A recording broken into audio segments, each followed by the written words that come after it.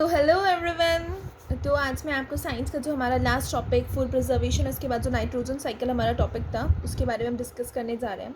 Actually मेरी video कुछ late हो गई है this time, sorry for that. So let's start over. हमने फूड प्रिजर्वेशन से पहले तक का पूरा टॉपिक मीन्स हमने कहा था किया था micro organism cause food poisoning वाला पूरा टॉपिक हम क्लियर कर चुके हैं। अब हम फूड प्रिजर्वेशन करने जा रहे हैं। So let's start over that. हमें पता है कि जो खाना कुक हो चुका है ऑलरेडी, या फिर मिल्क अगर जो कि कुकड है, कुकड फूड या फिर कुकड मिल्क को अगर हम गरम बाहर छोड़ देंगे या फिर मॉइस्ट प्लेस पे बहुत देर तक छोड़ देंगे तो वो ख़राब हो जाएगा अगर उसको हम रेफ्रिजरेट नहीं करेंगे। फूड ख़राब हो जाता है due to microbial contamination. Food किस वजह से ख़राब होता है? Microbial contamination. What is contamination? Microbes का खाने में आ जाना, उसको स्पॉइल करना। ज़्यादा से ज़्यादा माइक्रो ऑर्गेनिज्म बढ़ते हैं या फिर ज़्यादा इंक्रीज़ होते हैं कब? जब जो कंडीशंस होती हैं वो ड्राई होती है, या तो फूड कंडीशंस मतलब सूख गया हो वहाँ पे, टेम्परेचर बहुत कम हो या फिर टेम्परेचर बहुत ज़्यादा हो वहाँ पे। तो सारे मेथड्स फूड प्रिजर्वेशन के इंश्योर करते हैं फूड फेवरेबल कंडीशंस जो कि प्रोवाइड की जाती है माइक्रो ऑर्गेनिज्म को टू ग्रो एंड मल्टीप्लाई। इसका मीनिंग क्या है कि हम ना माइक्रो ऑर्गेनिज्म को कोई भी मतलब फूड प्रिजर्वेशन जो मेथड है ना, इससे माइक्रो ऑर्गेनिज्म को कोई भी ऐसी कंडीशन नहीं मिलेगी जिससे वो ज़्यादा बढ़ सके। तो लेट्स स्टार्ट। ओके, वो प्रोसेस जिससे खाने को स्पॉइल करने से बचाया जा सकता है, कैसे? केमिकल या फिजिकल मेथड से, उसे फूड प्रिजर्वेशन कहा जाता है। मोस्ट कॉमन मेथड है जो कि फूड प्रिजर्वेशन के लिए यूज़ किए जाते हैं वो नीचे डिस्क्राइब्ड है। First is chemical method. खाने को प्रिजर्व किया जा सकता है सर्टेन केमिकल सब्सटेंसेस से जो कि ना माइक्रो ऑर्गेनिज्म की ग्रोथ चेक कर सकते हैं खाने में। जैसे कि कुछ केमिकल सब्सटेंसेस वो कहलाते हैं फूड प्रिजर्वेटिव्स। इन केमिकल सब्सटेंसेस को क्या कहा जाता है? Food preservatives. What are food preservatives? Chemical substances are known as food preservatives. Most chemical preservatives, जो ज़्यादा से ज़्यादा केमिकल प्रिजर्वेटिव्स होंगे ना, वो क्या करेंगे? ऑक्सीजन ना रिमूव, ऑक्सीजन को हटा देंगे खाने से। इससे क्या होगा? माइक्रोबियल ग्रोथ नहीं कर पाएंगे। जो माइक्रोब्स होंगे वो अपनी ग्रोथ को पूरा नहीं कर पाएंगे बिना ऑक्सीजन के। Sodium benzoate, citric acid and potassium metabisulphite, ये कुछ कॉमन फूड प्रिजर्वेटिव्स हैं। सोडियम बेंजोएट को यूज़ किया जाता है फ्रूट जूसेस, स्क्वैशेस में प्रिजर्व करने के लिए। अब आप एक बात सोचो, रियल जूस होता है, फ्रूटी होती है, ये इतने टाइम तक बाहर रहते हैं तो ये इनमें कुछ ख़राब क्यों नहीं होते? अब हम घर पर अगर मैंगो शेक बनाते हैं और उसको हम 5 दिन भी अगर बाहर रखेंगे वो ख़राब हो जाएगा। 5 दिन छोड़ो, आप 2 दिन में ही ख़राब हो जाएगा वो, है ना। अब ये तो ख़राब नहीं होता, ये कितने कितने टाइम तक बाहर रखते हैं और फ्रिज में भी नहीं रहते, ज़रूरी नहीं है फ्रिज में ही रहे। In winters they remain out. तो इससे ख़राब क्यों नहीं होते? क्योंकि इसमें सोडियम बेंजोएट डला होता है, केमिकल डला होता है, जिससे इसको इसमें माइक्रोब्स आने से वो प्रिवेंट करता है। Potassium metabisulphite is use for preserving cut fruits, jams, jellies etcetera. Potassium metabisulphite use किया जाता है जैसे जो फ्रूट्स कट चुके हैं, जैम, जेलीज, इनमें माइक्रोब्स अपने अपना आ जाए। अब जो बाहर तो होते हैं फटाफट, जो मीन्स बाहर का हम खाना खाते हैं वहाँ तो लोग फटाफट इतना सारा काम करते हैं होटल्स वगैरह, तो वो इसमें पोटेशियम मेटाबोसल्फाइड डालते हैं जिससे ये ख़राब ना हो जाए। और सिट्रिक एसिड को यूज़ किया जाता है as a preservative in confectioneries. Confectionery से आप जो भी सामान लोगे उसमें सिट्रिक एसिड ज़रूर डला हुआ होगा जिससे वो सामान ख़राब ना हो। Preservation by common salt. Salt तो आप सबको पता ही होगा क्या होती है। बहुत साल पहले, एजेस मतलब बहुत टाइम पहले, लोग क्या करते थे? फ़िश और मीट को ना सॉल्टिंग से प्रिजर्व करते थे। फ़िश और मीट निकाल ली, फिश कैच करी, मीट बनाई और उसमें नमक छिड़क कर उसको प्रिजर्व करते थे। मीट और फिश को कवर किया जाता है कॉमन सॉल्ट से जिससे उसमें माइक्रोब्स ना ग्रो कर सके। सॉल्टिंग जो होती है ना वो क्या करती है? Draws out water. उस सॉल्टिंग से ना पानी निकलता है, आपने थोड़ा देखा होगा, थोड़ा थोड़ा सा हल्का हल्का सॉल्टिंग पानी छोड़ती है, तो वो ना खाने में मॉइस्चर छोड़ देती है, इसीलिए माइक्रोब्स उसमें नहीं उग पाते और रिप्रोड्यूस नहीं कर पाते। सॉल्टिंग को भी यूज़ किया जाता है आंवला, रॉ मैंगोस, टैमरिंड एक्सेट्रा को प्रिजर्व करने में। अब आपने देखा हो कभी मम्मी अचार बनाती है तो उसमें आपकी मॉम जब अचार बनाएगी उसमें नमक लगा के रखेगी जिससे वो ख़राब ना हो, है ना। यही जब उसको हम धूप लगाएंगे तब भी हम उसमें नमक लगा के रखेंगे जिससे वो ख़राब ना हो। This is the only method that is preservation by common salt. Third one is preservation bye sugar. Sugar से कैसे प्रिजर्व हो सकता है? शुगर जो होती है ना वो मॉइस्चर का कंटेंट रिड्यूस कर देती है खाने में। इससे क्या होता है, दस inhibits the growth of food spoiling micro organism. जो माइक्रो ऑर्गेनिज्म खाने को स्पॉइल करते हैं तो उनकी ग्रोथ जो होती है वो बहुत कम हो जाती है, बहुत मतलब रुकी जाती है। जैम्स, जेलीज और स्क्वैशीज को शुगर से ही प्रिजर्व किया जाता है। Fourth is preservation by oil and vinegar. इसमें क्या होता है, ऑयल और विनेगर जो होते हैं ना प्रिवेंट करते हैं growth of food spoiling micro organism. Oil और विनेगर डालने से, तेल या फिर विनेगर क्या होता है, कुछ खट्टा खट्टा सा होता है। इससे क्या होगा, फूड जो स्पॉइल करते हैं ना माइक्रो ऑर्गेनिज्म वो उनकी ग्रोथ रुक जाएगी। मस्टर्ड ऑयल और विनेगर, सिरका तो सुना होगा आप सबने, जैसे प्याज कहते हैं, प्याज में भी सिरका डाल के कुछ लोग खाते हैं। Are widely used as preservatives. ये मोस्टली प्रिजर्वेटिव्स की तरह यूज़ किए जाते हैं फ्रूट्स और वेजिटेबल्स के लिए in the form of pickles, अचार की फॉर्म में। Meat and fish are also preserve by this method. Meat और फिश को भी इस मेथड से प्रिजर्व किया जाता है। Fifth is pasteurisation. पैस्चराइजेशन क्या होती है? पैस्चराइजेशन ना वो मिल्क को प्रिजर्व करने की प्रोसेस है। दूध को भी तो बचाना होता है ना स्पॉइल होने से, तो मिल्क को प्रिजर्व करने की प्रोसेस को कहा जाता है pasteurisation. Don't spell it wrong, आप बोल दो पेस्चुराइजेशन, ऐसा नहीं होता, इसे बोला जाता है पैस्चराइजेशन। पैस्चराइजेशन में क्या किया जाता है, मिल्क को ना 70 डिग्री सेल्सियस में बॉईल किया जाता है। 70 degree Celsius, you can suppose that 15 से 30 सेकंड के लिए। क्यों किया जाता है? जिससे उसके अंदर जो बैक्टीरिया है ना वो मर जाए। अब आप सोचो, अगर आपका मिल्क है कोई, मतलब आप मिल्क लाते हो डेयरी से, तो आप ना उस दूध को बाहर रख देते हो। अब आप दूध को बाहर रखोगे 2 दिन के लिए, 3 दिन के लिए, वो एक दिन में भी वो दूध ख़राब हो जाएगा। 2-3 दिन तो आप छोड़ ही दो। तो अब जो ये अमूल का दूध हम पीते हैं, तो ये ख़राब क्यों नहीं होता है? अमूल का भी तो हम दूध पीते हैं ना बाज़ार से लाकर, जैसे अमूल के पैकेट्स आते हैं मिल्क के, तो ये क्यों नहीं ख़राब होता है? क्योंकि इसको पैस्चराइज्ड मिल्क होता है। ये इसको 70 डिग्री सेल्सियस पे बॉईल किया जाता है 15 to 30 सेकेंड्स के लिए, जिससे इसका बैक्टीरिया किल हो जाए, और फिर इसको 10 डिग्री सेल्सियस में कूल किया जाता है, जिससे जो उसका रिमेनिंग बैक्टीरिया है वो मतलब ग्रो ना कर पाए। फिर मिल्क को स्टेरिलाइज बॉटल्स में या फिर पाउचेस में स्टोर किया जाता है कोल्ड प्लेसेस में। पेस्चराइज मिल्क को फिर कंज्यूम किया जाता है विदाउट बॉइलिंग, क्योंकि ये फ्री है हार्मफुल माइक्रो ऑर्गेनिज्म से। इस मेथड को इन्वेंट किया गया था by Louis Pasteur in 1862।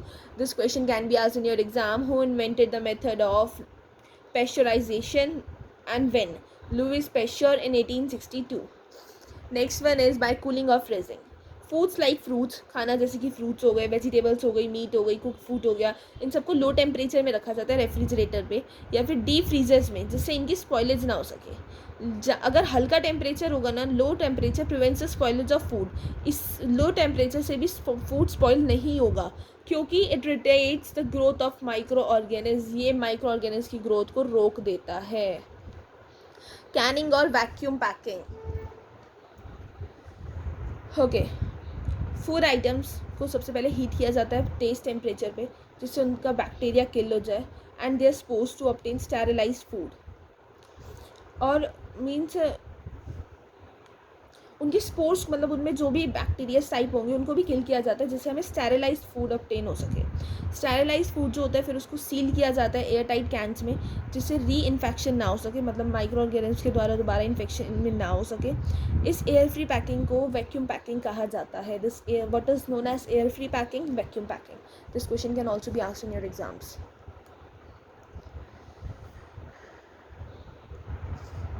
Preservation by heating. Heating क्या करती है ना, बहुत सारे माइक्रो ऑर्गेनिज्म किल कर देती है और फूड को स्पॉइल होने से बचाती है। कुछ फूड आइटम्स को प्रिजर्व किया जाता है हीटिंग से, जैसे कि we can prevent the spoilage of milk for long time only through boiling. हम मिल्क को ख़राब होने से कैसे रोक सकते हैं? सिर्फ बॉइलिंग से रोक सकते हैं। मिल्क को पार्शियली स्टेरिलाइज किया जाता है हीटिंग से। कैसे पार्शियली स्टेरिलाइज किया जाता है? हीटिंग से उसको थोड़े टाइम के लिए हम हीट करते हैं 1-2 सेकेंड्स एट अ टेम्परेचर जो कि 135 डिग्री सेल्सियस से भी ज़्यादा होगा, है ना। तो उससे हम अगर 135 डिग्री सेल्सियस से भी ज़्यादा हम उसको 1-2 सेकेंड भी बॉईल कर देंगे ना, तो मतलब अब आप सोच रहे होंगे हम घर पे दूध बॉईल करते हैं तो हमें कितनी देर लगती है, 5 या 10 मिनट्स हमें लगते ही है ना 2 या 3 kg बॉईल करने में। अब जो इतना फैक्ट्रीज़ में हमारा मिल्क क्या आता है, इतना सारा मिल्क बनता है वहाँ पर, जैसे अमूल मिल्क हो गया, तो वो इतना देर कैसे लगाते होंगे? बॉईल तो हम उसको घर आके ही करते हैं ना, लेकिन वो उसको 135 डिग्री सेल्सियस या इनसे ज़्यादा पर 1-2 सेकेंड्स के लिए बॉईल करते हैं, जिससे वो ख़राब ना हो दूध। इसको कहा जाता है ultra heat treatment, UHT। What is the full form of UHT? Ultra heat treatment. वो इसलिए 1-2 सेकेंड्स के लिए उसको बॉईल बॉईल करते हैं जिससे वो दूध उनका ख़राब ना हो। ये माइक्रो ऑर्गेनिज्म को भी किल कर देता है। Now the last one is by dehydration. Since moisture is one of the main requirements for microbial growth, जैसे कि आप सब जानते हैं कि मॉइस्चर जो है सबसे मेन रिक्वायरमेंट है माइक्रोब्स की ग्रोथ के लिए। तो removal of water from food minerals is an efficient method of food preservation. पानी को फूड मटेरियल से मिटाना, पानी निकाल देना, ये बहुत ज़रूरी मेथड है जिससे हम फूड को प्रिजर्व कर सकते हैं। वो प्रोसेस जिससे हम पानी को फूड में से निकाल देते हैं उसको डिहाइड्रेशन कहा जाता है। अब पानी को कैसे निकाल देंगे भाई फूड में से, कुछ ये तो सोचा जाए। मॉइस्चर कैसे निकलेगा उसका? सन ड्राइंग, धूप में सुखाना एक ट्रेडिशनल मेथड है प्रिजर्व फूड को प्रिजर्व करने का। वीट, राइस और पल्सेस को क्लीन किया जाता है पहले। जब भी आपके घर गेहूँ आएगी, चावल आएगा, दालें आएंगी, आप सबसे पहले मम्मी को देखा होगा आपने, वो साफ़ करती है उन्हें और फिर उन्हें धूप में सुखाती हैं जिससे उनके माइक्रोब्स मर जाएँ और उनके मॉइस्चर निकल जाए। वेजिटेबल्स जैसे कॉलीफ्लावर, स्पैनक, मेथी को भी पहले इसी मैनर में प्रिजर्व किया जाता है बहुत लंबे टाइम के लिए। So I hope this food preservation will be very much clear to you. Advantages of food preservation. और food preservation की कुछ advantages भी तो होती हैं भाई, वो भी तो पढ़नी है हमें। Food preservation से क्या होता है, ये ना खाने को बहुत ज़्यादा वेस्ट होने से बचाता है। अब अगर खाना ख़राब हो जाएगा कितना वेस्ट होगा, जब उसमें स्पॉइल ही नहीं होगा खाना तो वो उसका वेस्टेज ही बचेगी। ये it increases the storage period of food materials. ये खाने को इसकी स्टोरेज पीरियड को ज़्यादा कर देता है कि खाना ज़्यादा टाइम तक हम स्टोर कर सकें इससे। Nutritional value of the food is retain for a long period. खाने की न्यूट्रिशनल वैल्यू उसमें बहुत टाइम तक रहती है, उसका न्यूट्रिशन उसमें बहुत लंबे समय तक रहता है। ये इंश्योर करता है food availability at distance places and during of season की, मतलब सीज़न नहीं भी है तो हमारा खाना ख़राब नहीं होगा, और अगर हम दूर तक उसको खाना को भेज रहे हैं अपने तो वो तब भी ख़राब नहीं होगा। फूड अवेलेबिलिटी ये इंश्योर करता है। Now I hope that the food preservation topic will be very much clear to all of you, and if any confusion then please comment me in the comment section. Now the very main important topic of this chapter is nitrogen cycle. ये बहुत important और tough topic है, so I request all of you to listen it very very much carefully. Nitrogen cycle, देखो nitrogen को ना proteins, amino acids और nucleus acids के लिए फॉर्म करने के लिए यूज़ किया जाता है। Cyclic process of nitrogen being fixed, the cyclic process of nitrogen being fixed used by plants and animals and later return to the atmosphere is referred to as a nitrogen cycle. I know this thing will not be very much clear to you, आपको इतनी आसानी से चीज़ समझ में नहीं आएगी। इसका मतलब ये है कि नाइट्रोजन की साइक्लिक प्रोसेस जो पहले प्लांट्स और एनिमल्स यूज़ कर लेते हैं और फिर वापस एटमॉस्फेयर को रिटर्न कर देते हैं, उसको नाइट्रोजन साइकिल कहा जाता है। इसमें कुछ स्टेप्स होते हैं जैसे nitrogen fixation, nitrogen assimilation, ammonification, nitrification and denitrification. जब हम एक एक स्टेप को अच्छे से पढ़ेंगे ना तब आपको चीज़ क्लियर हो जाएगी। सबसे पहले हम पढ़ेंगे नाइट्रोजन फिक्सेशन। हमारे एटमॉस्फेयर में 78% नाइट्रोजन गैस है। प्लांट्स और एनिमल्स एटमॉस्फेयर से नाइट्रोजन डायरेक्टली नहीं ले सकते। सबसे पहले इसको नाइट्रोजन कंपाउंड्स में कन्वर्ट करना होता है which can be easily absorb, जिससे ये इसको वो आराम से एब्जॉर्ब कर सके। सबसे पहले क्या करना होता है, नाइट्रोजन को नाइट्रोजन कंपाउंड्स में कन्वर्ट करना होता है for due to which it can be easily absorbed. Free atmospheric nitrogen का कन्वर्जन नाइट्रोजनस कंपाउंड्स में ही नाइट्रोजन फिक्सेशन कहलाता है। इसकी एक टेबल भी है जो मैं भी आपको लास्ट में समझाऊंगी जिससे आपको पूरी चीज़ अच्छे से क्लियर हो जाएगी।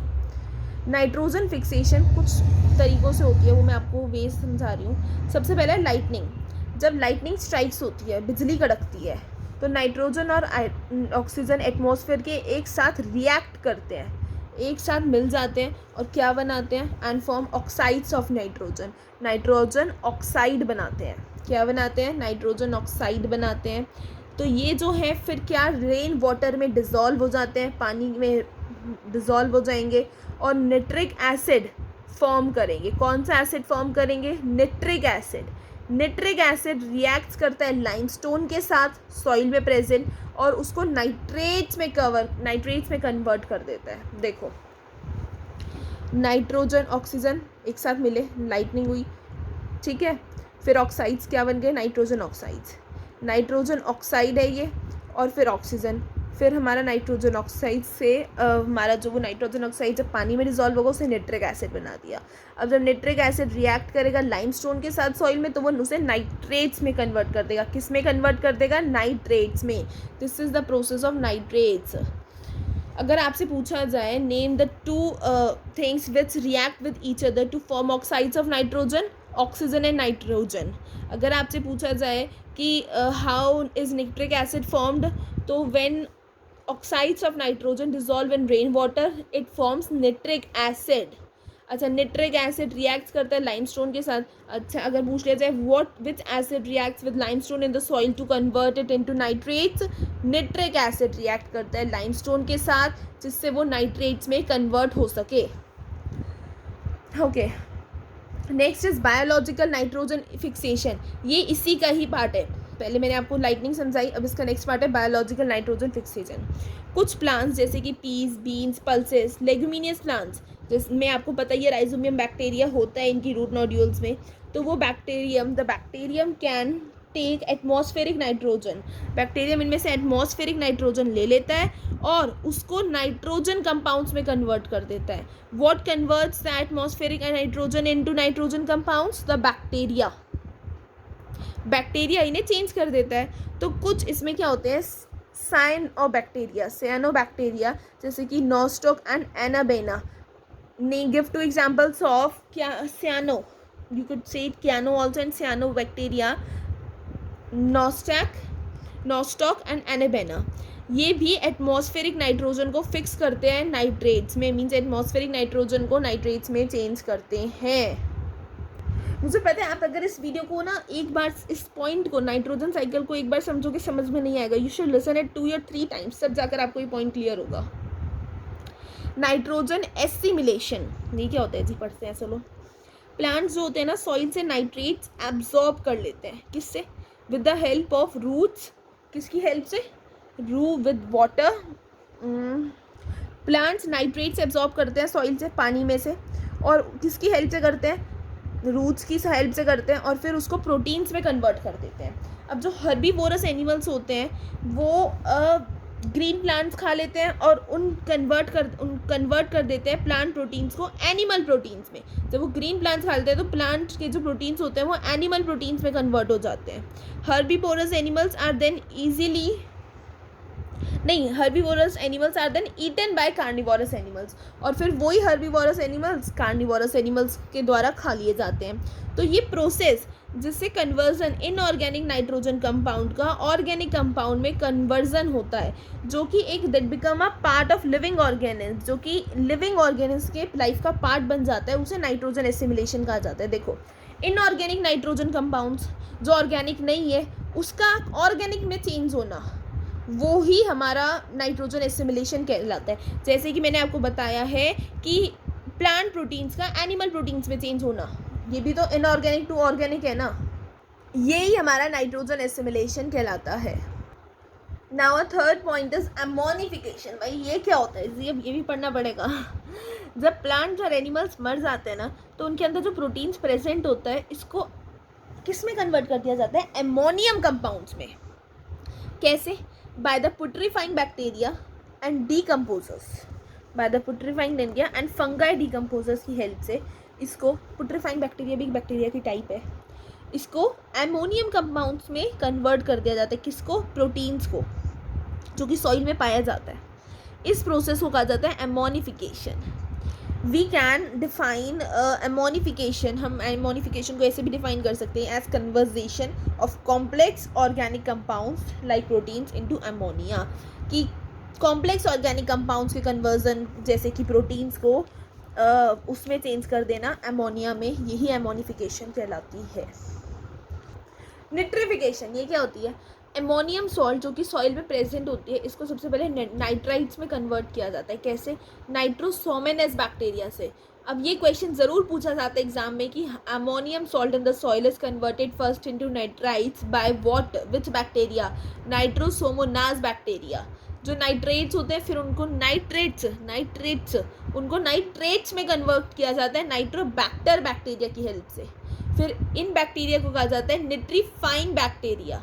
तो ये नाइट्रेट्स जो कि सॉइल में फॉर्म होते हैं, इनको फिर एक बार प्लांट से एब्जॉर्ब कर लेते हैं। इस प्रोसेस को कहा जाता है निट्रिफिकेशन।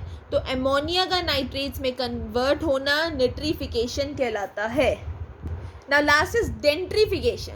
कुछ नाइट्रेट्स ना एब्जॉर्ब कर लिए जाते हैं प्लांट्स के द्वारा, और रेस्ट नाइट्रेट्स जो कि सॉइल में होते हैं वो स्यूडोमोनास बैक्टीरिया में कन्वर्ट कर दिए जाते हैं, और स्यूडोमोनास बैक्टीरिया के द्वारा नाइट्रोजन गैस में कन्वर्ट कर दिए जाते हैं। देखो, कुछ नाइट्रेट्स जो प्लांट्स के द्वारा एब्जॉर्ब कर लिए गए, और जो बाकी नाइट्रेट्स होते हैं ना, वो स्यूडोमोनास बैक्टीरिया के द्वारा सॉइल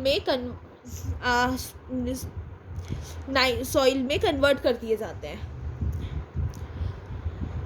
है ना। अब जो देखो, कुछ नाइट्रेट्स तो हमारे प्लांट से एब्जॉर्ब कर लेंगे, अब जो बच गए वो कैसे हम कन्वर्ट करेंगे, वो स्यूडोमोनास बैक्टीरिया कन्वर्ट कर देता है। किस में कन्वर्ट कर देता है? नाइट्रोजन गैस में, जो कि एटमॉस्फेयर से भागती है। तो वो कन्वर्जन नाइट्रेट्स का फ्री नाइट्रोजन गैस में बाय डेंट्रीफाइंग बैक्टीरिया स्यूडोमोनास ही होते हैं, उसको कहा जाता है डेंट्रिफिकेशन। इसीलिए nitrogen cycle maintains the percentage of nitrogen in the atmosphere more or less constant. Nitrogen cycle maintains करती है परसेंटेज ऑफ नाइट्रोजन एटमॉस्फेयर में ज़्यादा, और अपनी देख कर की ज़्यादा या फिर कम कंस्टेंट पे। So this topic of nitrogen cycle is completed now. Now I am going to explain its cycle to you. Nitrogen cycle. See guys, this is nitrogen cycle. इसमें क्या होता है? देखो, एटमॉस्फेरिक नाइट्रोजन है, उसमें क्या हुआ, rhizobium bacteria blue green algae atmospheric nitrogen को फिक्स करते हैं, नाइट्रोजनस कंपाउंड में कन्वर्ट कर दिया। फिर कंपाउंड्स नाइट्रोजन के सॉइल में, उसके बाद डेंट्रीफाइंग बैक्टीरिया उसे नाइट्रोजन कंपाउंड्स में चेंज कर देंगे नाइट्रोजन गैस में। बीच में क्या हो जाएगा, nitrogenous waste absorb by plants. Compounds जो होते हैं नाइट्रोजन के वो प्लांट्स एब्जॉर्ब कर लेते हैं, प्लांट्स प्रोटीन को एनिमल प्रोटीन्स में चेंज कर दिया जाता है, और नाइट्रोजनस वेस्ट एक्सक्रेशन, डेथ और डीके से नाइट्रोजन वेस्ट फंगाई, मैंने आपको बताया था ना एमोनिफिकेशन में कि फंगाई चेंज कर देते हैं इसको, ठीक है। फिर यहाँ से वापस आ जाता है नाइट्रीफाइंग बैक्टीरिया बन के compounds of nitrogen in the gas. अच्छा, लाइटनिंग जो होती है एटमॉस्फेयर की, जो नाइट्रोजन फिक्स करती है, वो भी क्या बनाती है? Compounds of nitrogen in the soil. तो ये पूरी साइकिल है जो आपको ये चीज़ क्लियर करती है कि नाइट्रोजन साइकिल में क्या क्या होता है। आई होप कि आपको नाइट्रोजन साइकिल अब अच्छे से समझ में आ गई होगी, और अगर आपको नाइट्रोजन साइकिल में कोई भी कन्फ्यूज़न है, then don't hesitate to ask your queries, just ask it freely. कोई भी अगर आपको कन्फ्यूज़न है नाइट्रोजन साइकिल में, then please comment me in the comment section. You can ask me freely whenever you are having any confusion about that. अच्छा, अब पूरे chapter आपने अच्छे से सुन लिया है, तो मैं आपसे कुछ क्वेश्चंस पुट करना चाहूँगी इस चैप्टर से रिलेटेड। चैप्टर हमने क्लोज कर दिया है, अब आप हमें ये बताओ, who was the first scientist to describe microorganism? वो पहला साइंटिस्ट कौन था जिसने माइक्रो ऑर्गेनिज्म डिस्क्राइब किए थे? मैं आपसे जो भी क्वेश्चन पूछे जा रही हूँ, आप इनका मुझे first, second, third, fourth, fifth करके आंसर्स आप मुझे कमेंट में लिख सकते हैं। Edward Jenner discovered the vaccine for what? Edward Jenner ने किस चीज़ की वैक्सीन डिस्कवर की थी? मैंने आपको ये डिड यू नो में बताया था, इफ़ यू रिमेंबर दैट। इस वीडियो में नहीं बताया मैंने आपसे। जब पूरा चैप्टर कंप्लीट हो गया तो मैं आपसे पूरे चैप्टर के भी आपके क्वेश्चंस पूछ रही हूँ, तो पूरे चैप्टर में ही आपको बताना है उसके बारे में। Name any 2 microorganism which keep the environment clean by decomposing dead organic waste. ये भी मैं आपको बता चुकी हूँ, हर चीज़ मैंने आपको बता रखी है। If you remember then comment me the comment section. Truly don't cheat. The ability of one's body to resist a disease is known as what? Microorganism help recycle dash back into the soil. Which bacteria causes food poisoning? इसमें मैंने आपको 3 examples दिए थे, आप उनमें से कोई भी एक एग्जाम्पल बता सकते हो मुझे। What is sodium benzoate and for what purpose it is used? These are the only questions. So I hope that this chapter is very much clear to you. Any confusion please tell me, I will clear that in my another video. कोई भी confusion होगी तो मैं उसकी दूसरी video बनाकर आपको वो चीज़ भी बिल्कुल क्लियर कर दूँगी। Okay guys, thank you a lot for your support. Bye bye.